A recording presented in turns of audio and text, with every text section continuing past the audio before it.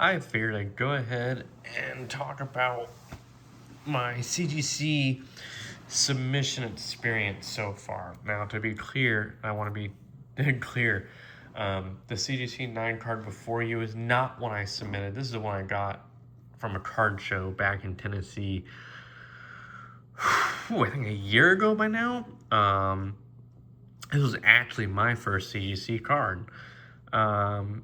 And right off the bat, I could tell why people preferred their slabs over many other slabs, to include PSA. And also, you might be thinking, why the items to the left and the right? I mentioned in the video earlier that there are some things that I might still send to PSA.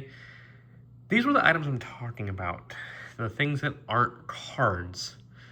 I don't know if CGC does coins. I haven't really looked too deep into it. And I don't know if they do the other items that aren't coins or cards, like this Mankey sticker. I know PSA does both those items. So these are the rare and few items that I am talking about. All really depends on if I can find an available grader for said items. So now I'm extra clear on what items I was referring to. But let's go ahead and talk about the CGC submission process. As far as I can tell, they don't have an app. March 2026. I think today's the 14th, maybe the 15th. CGC doesn't have an app. It's not the worst case in the world. I do all my submission stuff on the computer when I was doing it via PSA. I wouldn't submit via the app. It'd be nice to have an app for tracking purposes to where I don't have to go to my computer. Not the end of the world. Now, the part that was a little bit of the pain, and I've only submitted to BGS and PSA outside of CGC. I haven't submitted the tag yet, but PSA, when you submit, you generally do get a photo when you start typing things in. Like when you start typing in like Ancient Origins Lugia, you'll start getting a whole bunch of selection choices, or you might just get the one text line in the card. For those who have never submitted anything, like an example would be like base set Charizard. If you were to be on the PSA website submitting and you typed in base set Charizard, you'd get all these different things. You'd get base set Charizard English, and it would have an English card. Base set Charizard Shadowless, and it would have the Shadowless card. Base set Charizard Black Dot Error, and it would have a picture of the Charizard with a black dot error. I think there's even a red dot error Charizard. And so you get all these different line choices, and some of them won't have photos. Even PSA is not perfect, which is silly that they wouldn't have photos for pretty much every submission choice. But CGC has 0 photos, and it can be kind of hard to find the submission choices. I do think it's a little crazy that we don't have drop-down options when we do card selections, since it's known sets. And that's all the sites. None of them have just a simple drop-down selection, like almost like an Excel sheet like format, and just starts going down by years. Like once you put in Lugia, I would like it to automatically, without me having to put anything in, I'd like it to automatically give me the whole things of Lugias, and starting from the oldest Lugia and being able to go down, and or vice versa, because a lot of you are going to have it the opposite way, to where you'd have the most recent Lugia, whatever 2026 Lugia is, and going the opposite way to where you get down to like the 1997 Lugia, 1998, whichever was the oldest Lugia, but you have the ability to go that way. A lot of sites don't have that. They really want you to put in more detail before they even start producing things. Like if you just type in Lugia, it'll just give you a random selection of Lugias, like on any of the websites, PSA, CGS, BGS, CGC, BGS, PSA. But CGC has no pictures, and that can kind of be a pain. So I got a separate monitor for my laptop, so for confirmation, I'll have the cards in front of me. I'll be putting in the data. And then if I can't get a good solid 100%, that's definitely the card that I'm putting in the information for. I'll look up my said card as a CGC version on it. Hopefully, there is already a submitted version on eBay, and then I'll read off the label title details. Shoot, come on. I'll read off the label title details, and I'll input that information from the eBay listing into my CGC submission lines, and that will allow me to find my card. If I can get it to match that submission lines, and this is the card that I was submitting, then I would select that option. The other part I didn't like, and I'm going to get to a few of the parts, a good bit of the parts I did like. I'm starting the opposite way. Sorry. One of the parts that I didn't like was when you select the error option, it doesn't let you fill in. And I don't need it to mandate the label, but I do want to let the grader know, like, what I'm seeing is the error. I don't want my label to just say error plus. I want it to show what the error is. I may email CGC to make sure they contact me about that, because I do want my errors to show on label. It's one of the reasons why I went with CGC. They're a lot more forgiving and more known for allowing the wider range of errors that do exist that are actual errors. But whatever. Here, you know what? I'll get my hands out of the picture and we can just focus on the pretty picture. Really cool Lugia card for sure. But the things I do like: 1, their prices. 2, their expected turnaround times tied to those prices. 3, the insured value tied to those prices is significant. All 3 of these things are significantly better than every other grading service I've either used or looked at. 4, they're in Florida, so you can give yourself a little vacation if you wanted to. I am from Florida, so I don't currently reside in Florida, but my family's from Florida. In fact, my family lives apparently only a couple of miles from CGC. So if this 21 card submission goes well, instead of me paying all the mailing fees, it is literally cheaper for me to do a CGC submission, a big one, and fly my whole family with me to Florida and drop the box off in person, and then fly back home when we're done having our little mini vacation, and then eventually fly back to pick up said submission, which I am seriously considering. So that's a funny, interesting note versus flying to California or wherever your PSA submission site might be.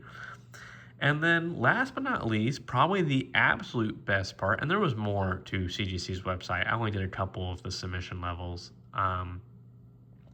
But to note, probably the best deals with CGC, and this is what PSA used to do, or they used to do something very, very similar. In fact, PSA's deal back in the day used to be even better than this in its own way. But CGC's deal is fantastic, especially if you have a large collection. So you can pay a membership fee to CGC. I hope I've been saying the right ones, CGC. You can pay a membership fee to CGC, and it has various level memberships. And there's really no reason why you wouldn't go with I can't remember if it was 3 or 4 tiers. I want to say it was 3 tiers. Maybe it was 4. But there was definitely the one that made no sense to not do it. It was $159 for the membership fee. And you might be saying, wow, that's kind of steep. Got it. But here's the funny part that's included with the $159 membership fee. You get $150 of submission credits. So you're paying $9 for this membership fee, and it's the second from the highest membership fee.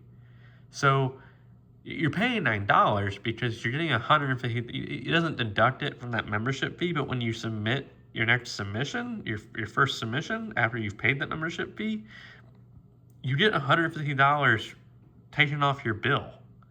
So it's a little bit steep up front, but you also get your percentages off your submission along with that. So I didn't pay for the highest membership fee because I want to say that one was $300, $400, something like that. And the only advantage for me was it was an extra 10% off. And that would be huge in the long run. I do have the option to upgrade. And I might upgrade based on how this 21 card submission goes. Right now, I'm currently saving 10%, and I already used my $150 credits because I did a 21 card submission. So use those up right away. I won't get new credits when I upgrade, but for me, the main thing is that I'll get an additional 10% off. And right now, I pretty much sit my submissions. So I would pay. You can pay even less if you do a larger submission amount, but then you have a lower turnaround time, which I'm used to doing. But I really want to get things going, so I can pay $18 per card, and then after 10% off, it comes out to like $16.40. It was $16.40, $17.40. No, it was $16.40. I was paying $16.40 with my 10% off, not including my $150 worth of credit. So if I get another 10% off, that's another $1.60 off per card. And depending on the upgrade fee, that means just within 100 cards, I saved $160. And if you've been around my channel, I've got thousands of cards to submit. So something for me personally to consider. Those options are not for everybody. I would, however, argue that the tier that is second from highest is for everybody, because you're going to pay $159 and you're going to get $150 grading credit. And to each their own, I will, at least clap. That's how PSA used to be before everything fell apart in 2020. PSA used to have a $300 collector club fee, and they would give you $400 in submission credits for their one tier, their like economy plus tier. And you got discounts for cards, for card grading, and special features. You hardly get any of that from them. You get you may be able to do our discount service. Oh, by the way, we're also constantly increasing the price of our discount service. You know what? Actually, while I've got you right here, let me grab something.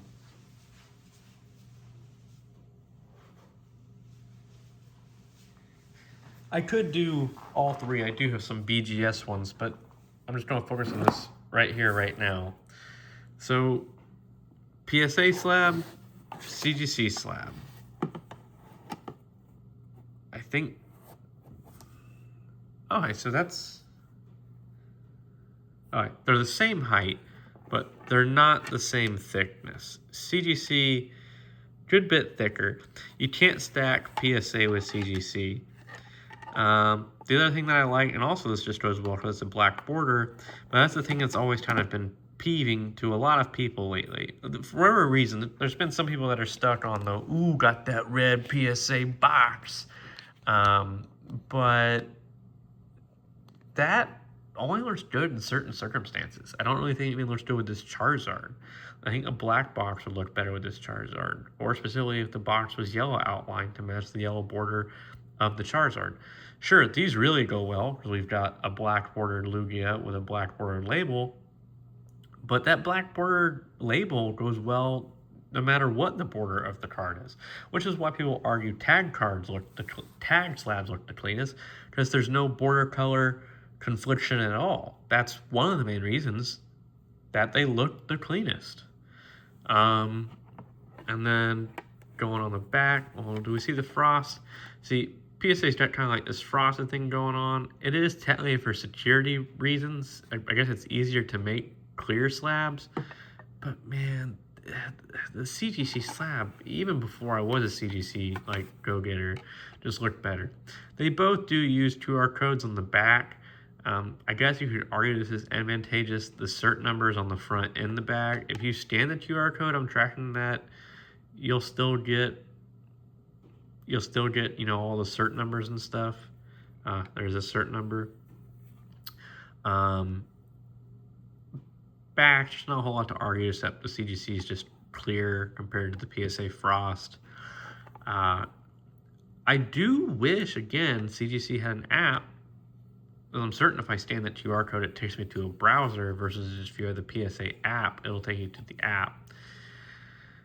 Hand feel, pretty much the same. And arguably, I guess if you had enough of them, the CGC, you'd notice the weight difference. I don't know. I like the CG slabs, and hopefully they're stackable. If they're not stackable, that would definitely suck. Like, hopefully they're stackable with other CGC slabs. But yeah, you definitely can't stack them with PSA slabs. But yeah, I want to show you the difference. I want to talk about my PSA submission process, and it dawned on me I didn't get clear exactly what items I was talking about. I think I can submit these to CGC, and these are all other things I like. These are other things I like to submit. I like to submit oddball stuff if you really haven't been paying attention on this channel. But that's it. Let me know if there's anything else you want to know. In the meantime, I'll keep everyone up to date with my CGC submission. I am really excited.